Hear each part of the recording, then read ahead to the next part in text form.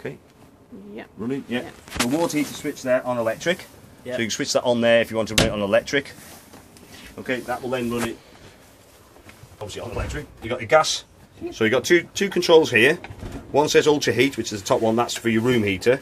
The bottom one says ultra store. So if you imagine that storing your hot water. So this is the gas one for your water. So you can see the outer ring. Okay, that's to turn it on or off. So you got a little gas flame there, look. So you just turn it outer ring to that. You've got a green light inside, if you can see that. Yeah. Yeah. If it turns red, that means it's failed to light. Okay. So if it fails to light, there's obvious reasons are either you run out of gas, or you haven't turned your gas on, or that cover is on. So that cover I showed you outside, if that's on, it will just fail. Okay. And it'll just shut it off. Okay.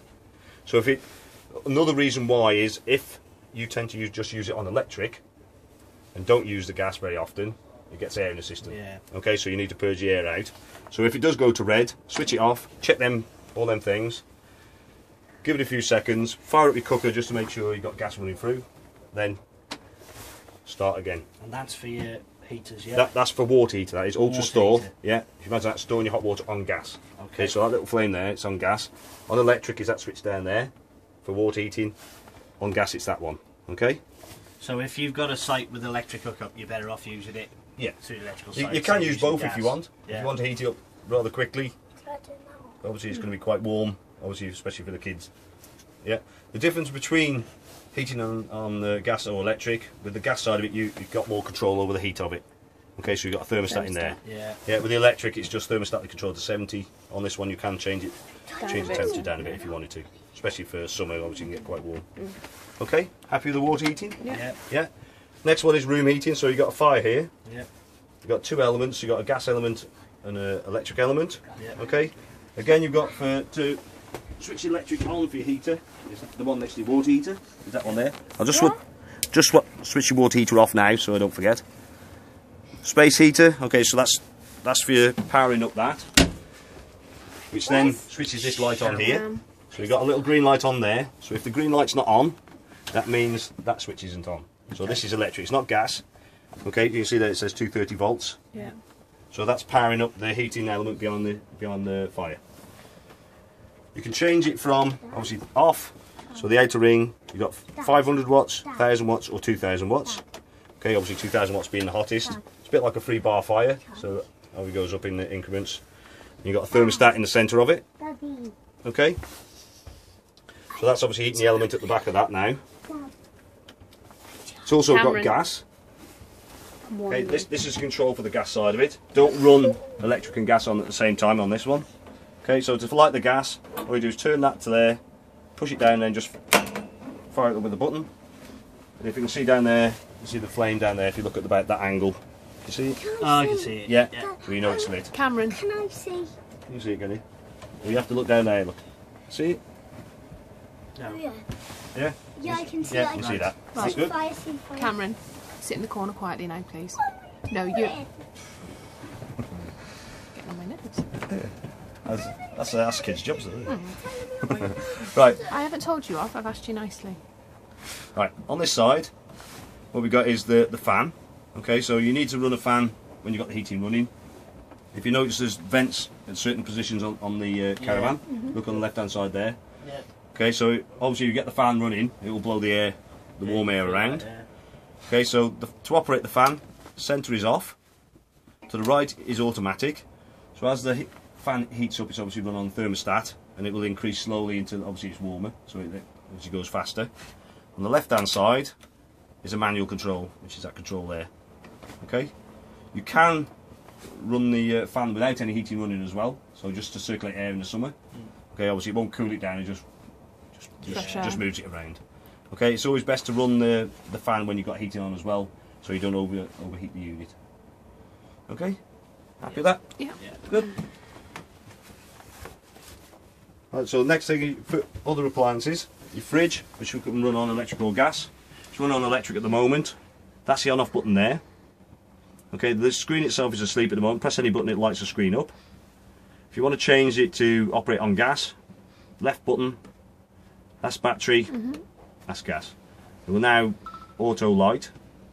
It will tell you if it fails. Okay, that should be fired up now. what I'll do, I'll put it on battery and I'll just show you what failure is. Okay, blue light flashing, and you've got a spanner there. Oh yeah. So if that happens on the gas side of it, it hasn't lit. Okay. Okay, again the same with your water heating. If you haven't used it on the gas for a while, obviously it makes it more difficult to light. Obviously check all the obvious things.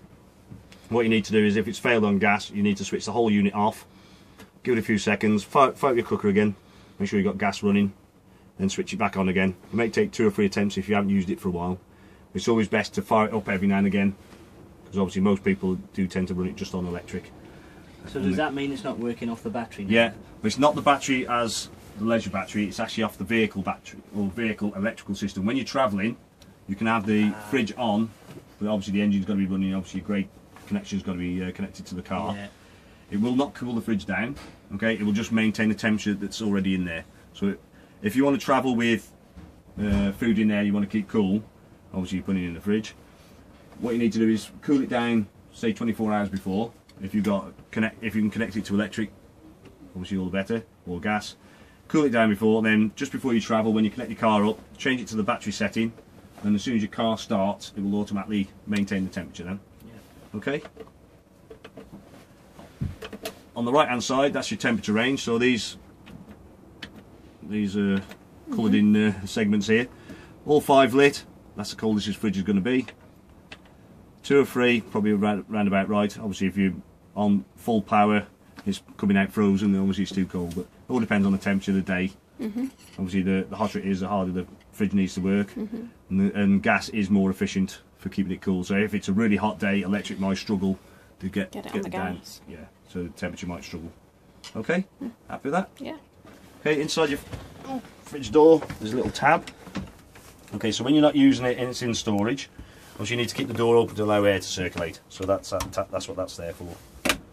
Okay, and that little button there, press and hold it, switches it off. It will remember what you were running on last time. So if you have it on electric, switch it off. When you switch it back on again, it'll be looking for electric again. Obviously, as long as it's connected, it'll allow you to run on that. Okay. Yeah. Cooker. Very straightforward. 12-volt system for igniting it. Just turn and press the button. Obviously, got 240 ring as well.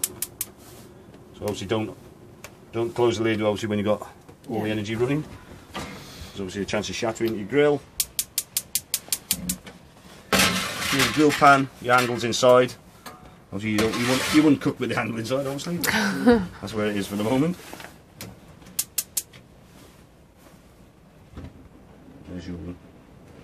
Okay, always operate the grill with the door open. Yeah. As well. Okay. That's that caravan smell, that bit. Yeah. Toast. Okay, I was going to show you the gas. Individual gas appliance tabs, but obviously you filled stuff in there already. But down on that wall there, you can just about see them. Individual gas appliance taps, obviously for each one. Got an info note here to say what they're attached to, so colour coded, and also they got direction of which way is on and which is off. You don't need to turn them on or off. Okay, the reason why I tell you that is if it comes in for service and they check individual appliances, they may turn them off and may forget to turn them back on again. So if your cooker's not lighting, just check to make sure they're in the correct position. The main thing is obviously to turn your gas cylinder off. If you're not, once you're finished, obviously turn it, and for travelling, turn your gas cylinder off. Okay. So of an evening, you turn, if you're running your heating or something off the electric, turn the gas off at night. No, you can leave that running. It's safe. Yeah. When you're on site, you can leave everything up and running. Yeah. Okay. It's obviously when you're travelling. So when you're going home, turn it off. Yeah. Or before you, obviously travelling home, always make sure it's turned off then. Okay. Microwave, big button, opens it. Don't travel with the glass plate in, because if it does come out and drops onto here and there, you're going to have some damage. So we tend to sneak it under there, obviously as long as it's clean. Straightforward enough. Obviously timer. So I like these ones, are quite simple and easy to use, not like some of them that are that complicated. Just to warm up some beans. How are we going to get our cereal there? You're not, you're just going to have normal cereal. Yeah. We have toast. I can reach that. No, you're not using the microwave. Right. No, because you'll end up wearing it. Okay. Right, so that's all your appliances. Your bathroom, obviously your toilet cassette. Obviously I didn't mention, before you pull the toilet cassette out, obviously if it's a bit tight, maybe the reason is that the wastegate which is there is open. Make sure that is closed before you try and take the waste container out. And obviously that can stop it and you might damage it. And you put the blue in the waste container, don't you? And Yeah, the pink at the top. at the that's it. top, blue in the loop. Okay, you've got an indicator there. Okay, so that's for your waste tank. So if waste tank's full, that light should come on. Okay. Okay. Inside there's a little float inside your waste container, so if you decide to clean it by putting water in and shaking it like mad, Yeah. the likelihood that float could come dislodged and then end up being emptied down the toilet, empty in place. So you're not So gonna don't thrash it around. Then obviously you can tell by opening the hole anyway. Yeah. The wastegate, you can see down there how much is in there anyway. But and obviously before you go and take that, make sure everybody is aware that you are going to take that container away. So you might end up with a nice little present by the time you come back. Okay. Yeah.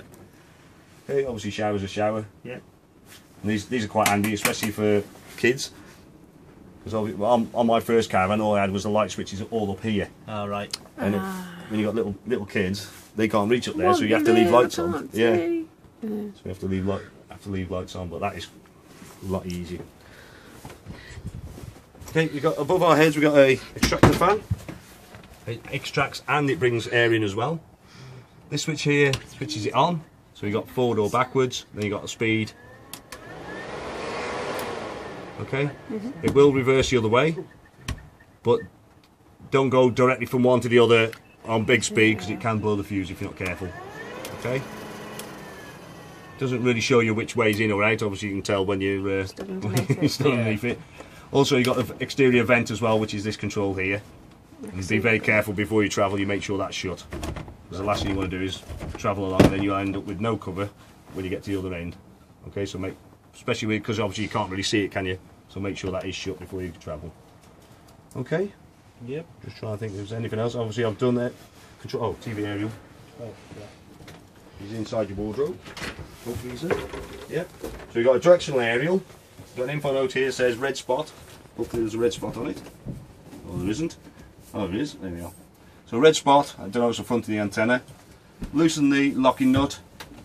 You can push it up, have a look to see where everybody else is pointing their aerial, and obviously try and follow where they, as long as they've obviously. So as soon as they've plugged cable into there to the telly, it's just a case of finding your. Yeah, finding obviously where your signal is. Well, you just check to see where everybody else is pointing their aerial. They're usually pretty close. Yeah. Obviously, if they're already there, they've already got the TV on. Yeah. Okay, you can change the angle of the top of the aerial as well, from horizontal to vertical, using this control here. Okay, obviously make sure it is in the horizontal position before you bring it back down, because obviously you don't want that in the dink in the top of your roof. And obviously make sure you bring it down before you travel. Yeah. Okay, this is your amplifier for the signal. Okay, there's the on-off button, which is there. Okay, so obviously make sure that's on when you want to watch telly. Yep. Okay. Grand. We're bored then. Hey. We're bored then if we can watch telly. Oh yeah. My wife banned telly one. Right, no telly. That's it. If you can see inside it, you've got your table. Yep. And you've got a Presto fixing there. Look. Okay. Yeah. Make sure that's on when you travel, because the last thing you want to do is that come flying out, and it can cause a lot of damage. Yeah. So make sure that is clipped up and it isn't bouncing And around. that just fits in here, doesn't it? Yeah, it just freestands. It just freestands sits on there, so you just fold the legs out. It just freestands there. Yeah. We've got some games with this, so we're lucky. Yeah. That's it. That's the best thing. Yeah? Play games instead of TV. Yeah. No American rubbish on this telly. Won't pick it up here. Wait, oh no. Are you stopping up on site tonight? Are you? Yeah. Yeah. Oh, that's not too bad then. Right. I think that's everything. Unless there's anything else you want to know. What I've got here is your handover sheet. Yeah. Okay, so go through that. Just make sure there may be something I forgot to. It's just you know when you were saying with the blocks, so we Let's go and check need out extra the blocks. No, I had some wooden blocks last time with the old Yeah. one, just some.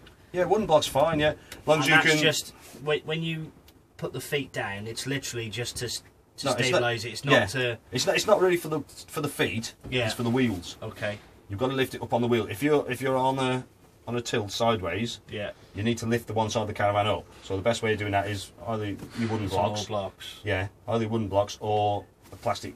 You can get these plastic wraps. They do them here, don't they? Yeah, yeah, They're yeah. not expensive, are they? No, they're only bits of plastic. Well, I'm not sure exactly how much they are, but Yeah. most of the sites, if you go to, as I said before, hard standing sites tend to be level side to side. Yeah. Most of them do. It tends to be just grass where they tend to be more from the angle. Yeah. And it all depends where you go. If you're going to a camping caravan club or caravan club, they tend to be fairly... I haven't used mine very often, to be quite honest. What, So I've got plastic ramps